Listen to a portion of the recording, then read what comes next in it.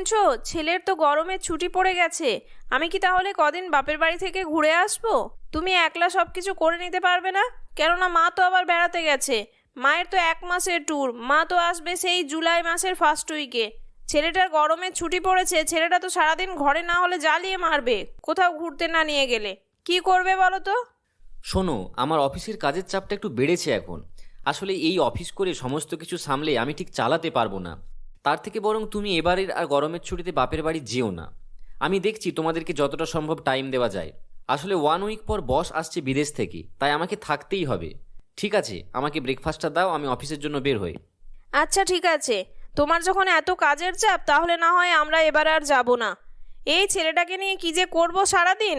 যাই, এখন ঘুমাচ্ছে, সমস্ত কাজ করে নি, না হলে আবার সকাল থেকে উঠেই শুরু করে দেবে বদমাইশি। স্কুল ছিল কি যে ভালো ছিল, প্রচন্ড গরম পড়েছে এটা মানলাম, কিন্তু বাবারে বাবা, স্কুলে গেলে যে কতটা ভালো হয় বাচ্চারা সেটা গরমের ছুটি পড়লেই বোঝা যায়। এই বলে রিঙ্কি রান্নাঘরে চলে গেল এবং সেখানে খাবার দাবার বানিয়ে নিয়ে সতীশকে দিল। সতীশ খেয়ে নিয়ে অফিসে চলে গেল। রাতে যখন সতীশ ফিরলো তখন রিঙ্কিকে বলল, রিঙ্কি, শিবানী আসছে কালকে। ওরও তো সামার ভ্যাকেশন চলছে, তাই ও কদিনের জন্য আমাদের এখানে আসছে থাকবার জন্য। আমি যখন অফিসে ছিলাম আমাকে ফোন করেছিল, তোমাকে আর বলা হয়নি। ওরে বাবা, ননদিনী আসছে? উনি তো আবার 1 গ্লাস জলও নিজে নিয়ে খান না। দূর, ভালো লাগে না। এর থেকে বাপের বাড়ি চলে গেলে ভালো হতো। তুমি কিছু বলতে পারলে না? আর এখন মাও তো নেই বাড়িতে। আরে বোন আসছে বাড়িতে, কি বলবো আমি যে আসিস না। জানি আমার বোনটা একটু কুড়ে, তুমি একটু সবটা সামলে নাও রিঙ্কি। তোমার একটু চাপ হয়ে যাবে আমি জানি, কিন্তু তুমি ঠিক হ্যান্ডেল করে নিতে পারবে। আর তাছাড়া এরকম ভাবে বলা যায় না যে তুই আসিস না, এটা তো ওরও বাড়ি।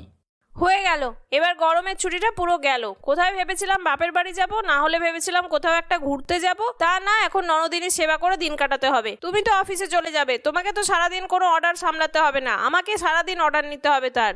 পরদিন সকালবেলা শিবানী এলো বাড়িতে। বৌদি, কেমন আছো? আরে দাদা, কতদিন পর দেখলাম তোমাকে। ভালো আছো তুমি?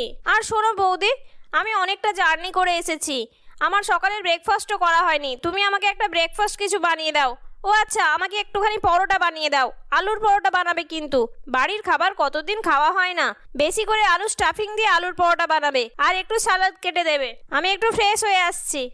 দেখলে তো, তোমার বোনের শুরু হয়ে গেল এসে না এসেই। আমি সবার জন্য পোহা বানিয়ে রেখেছিলাম, সেটা তো আবার ওনার মুখে উঠবে না। আমাকে আবার এখন আলুর পরোটা বানাতে বসতে হবে। যাও, তুমি অফিসে যাও। বৌদি, আমার রুমে একটু এসো তো, আর তাড়াতাড়ি ব্রেকফাস্টটা নিয়ে এসো। 11টা বেজে গেল, এখনো আমার ব্রেকফাস্ট হয়নি। আর আমার জন্য ঠান্ডা জল নিয়ে আসবে। তড়িঘড়ি রিঙ্কি শিবানীর ঘরে গেল। ঘরে গিয়ে বলল, বলো, কি বলছিলে শিবানী? এই তো ব্রেকফাস্ট হয়ে গেছে, তোমাকে দিয়ে দিচ্ছি আমি। আমাকে জাস্ট আর 2 মিনিট দাও। বৌদি, এসিটা একটু অন করে দাও তো। বাবা, গরমটা নেওয়া যাচ্ছে না। আমি অ্যাকচুয়ালি এসির রিমোটটা খুঁজে পাচ্ছি না, একটু রেস্ট করছিলাম আমি। রিঙ্কি দেখলো রিমোটটা টেবিলের ওপরেই আছে, কিন্তু তার ননদ শিবানী সেইটুকুও পরিশ্রম করে রিমোটটা নেবে না। এই সমস্ত দেখে শুনে রিঙ্কির মনে মনে রাগ হলেও রিঙ্কি কিছু বলতে পারছিল না।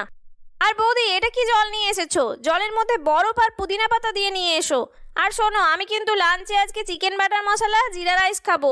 আসলে তুমি আবার না হলে ভাববে যে আমাকে কি খাওয়াবে না খাওয়াবে, তাই তোমার কাছে আবার কিসের লজ্জা, তাই না বৌদি? রিঙ্কি আবার রান্নাঘরে গিয়ে ননদের জন্য চিকেন বাটার মশলা এবং জিরা রাইস বানালো এবং সমস্ত কাজকর্ম সেরে যখন রিঙ্কি একটু নিজের ঘরে রেস্ট করতে যাবে তখন শিবানী বলে উঠল, বৌদি চলো, অনেকদিন হলো সাউথ সিটি মল যাওয়া হয়নি, চলো ঘুরে আসি।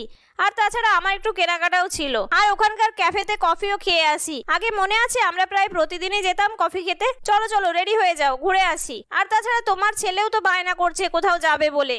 এই দুপুরবেলা বেরোবে? এই তো সমস্ত কাজকর্ম হলো, এবার তো আমি ভাবছিলাম একটু রেস্ট করব।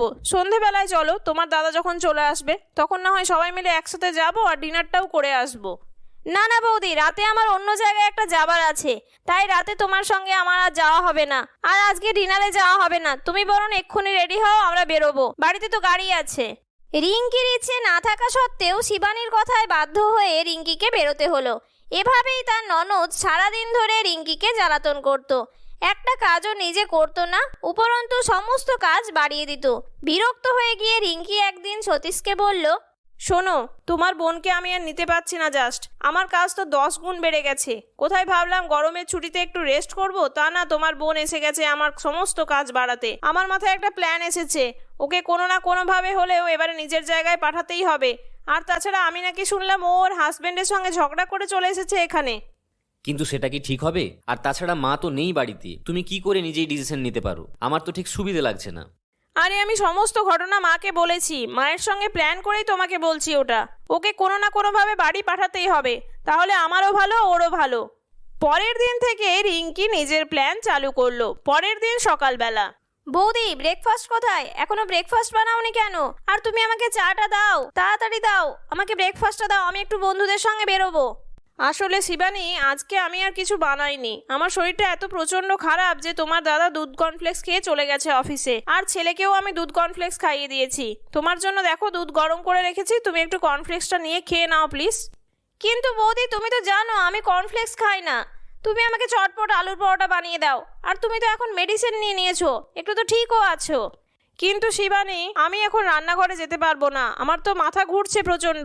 এইভাবে যদি আমি রান্নাঘরে যাই, আবার মাথা ঘুরে যদি পড়ে যায়, তাহলে তোমারই আবার চাপ বাড়বে। আর শোনো, আমাকে একটুখানি আদা দিয়ে চা বানিয়ে খাওয়াও তো, আমার খুব মাথা ধরেছে। আর নিজে যদি পরোটা খাও, নিজে বানিয়ে খেয়ে নাও প্লিজ।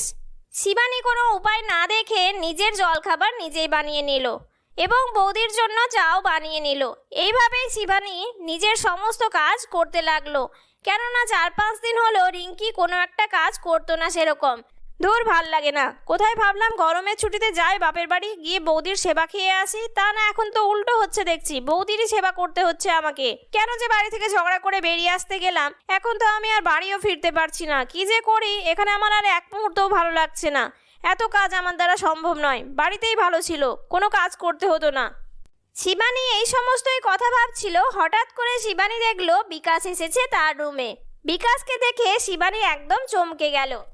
কি ব্যাপার, তুমি এসেছো? আমি তো তোমাকে ডাকিনি, তুমি কেন এসেছো? আর তাছাড়া আমি তো যা বলার বলেই এসেছি, তুমি আবার এখানে শুধু শুধু এলে কেন?